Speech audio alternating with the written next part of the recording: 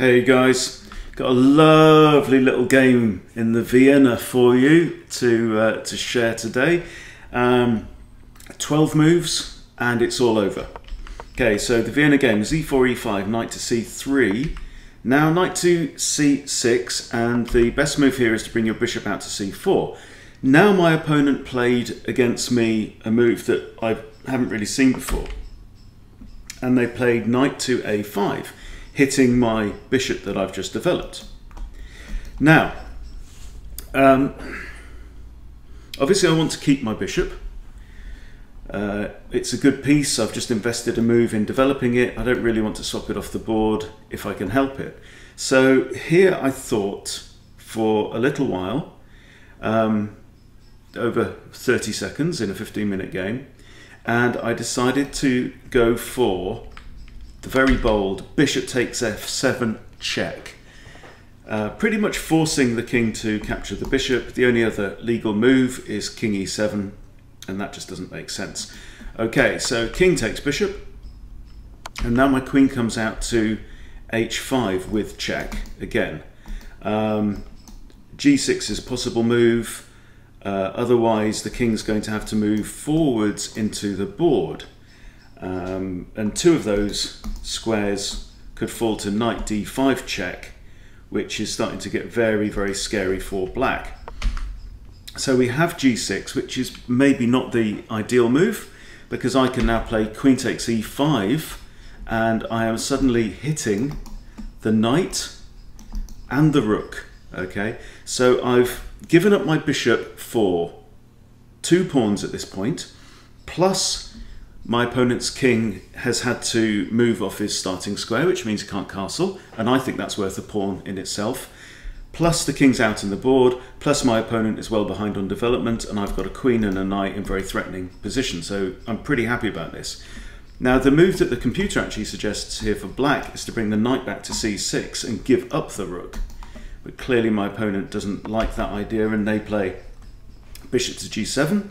Now queen takes a5, so I'm now up 2 pawns, plus we have an exposed king, plus we have no development on black's side. So black now plays d6, I guess aiming to bring the bishop out into the game, give the king some defense. And now I simply play knight to f3. So there's no very obvious continuation of the attack, and I'm thinking at this point, look, I'm up in material, I'm up a couple of pawns, I should try to at least get my king safe and then think about coming after black. Maybe get some more pieces out on the board, maybe play d3, get my bishop out in some way.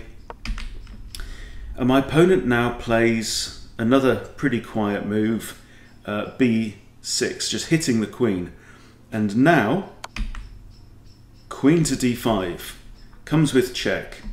Okay, so so I'm hitting the king, I'm also hitting the rook. Now there is a good escape for here for black here, which is bishop to e6. This does a couple of things. First, it's attacking the queen, but also there's a discovered defense on the vulnerable rook by the queen here. Now, if you are white, how do you continue from this point? I mean, I actually played this game with 99.4 accuracy, so best move again coming up. So the queen's under attack, and the beginner would say, I have to move my queen. However, as you get more experienced, you will realize that even if something's under attack, you should never automatically just play the first move that comes into your head. All right.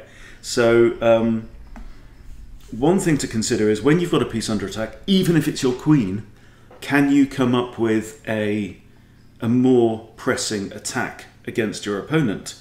Okay, and the only thing really more dangerous than an attack on your queen is a check. Attack on your opponent's king. Completely forcing move. This would now be illegal because black's in check, so black has to get out of check. And what's more, this knight move is not only checking the king, it's also hitting the bishop as well. So the king has, one option is that queen takes and then queen takes queen, and that's obviously no good. So the king now moves here, I guess, trying to defend the bishop, but it's no use because queen takes bishop and the queen's defended by the knight. King back to f8 is forced, and queen to f7 is a lovely 12 move checkmate. So for me, just going back to the beginning here, I know now not to be afraid of this move. And I know that the correct move is the bishop sack on f7. And again, this is very interesting, and you have to get over the idea that you can keep track of who's doing best in a game of chess just by counting material, right? So yes, at this point I've given up a piece that's nominally worth 3 points just for a pawn. But now the king's moved, and I think that's worth another pawn, okay? And now the check, and now I win a second pawn, okay? So we're kind of equal, even in terms of material, right? But here I'm attacking 2 pieces, and here I get the knight. So just lovely, lovely move to remember, really, this bishop sacrifice. And this move is useful in so many ways. Any time that your queen can come out with check, right? So for here, bishop takes, king takes, always be looking for queen to come out to here or even to there sometimes, you know, with check. What is then going to happen after that move? And you need to work this out, because it really is just not about, it's not just about material and the nominal value of these pieces. Also, you know, a bishop being worth 3 and a knight being worth 3, it's always down to context. You've really got to get it into your head that pieces are not always worth their default nominal value. A lot of good players tend to value bishops over knights slightly, but again, it depends on the shape of the board. And here, obviously, it just leads to a crushing win. And there's, you know, the king obviously can't move to here or here. There's always the threat of this bishop coming out as well. So yeah, just lovely one. I'm going to update my notes. If you don't play the Vienna, think about playing the Vienna. It's great, great fun at every level, leads to very aggressive games. I'm loving it to bits.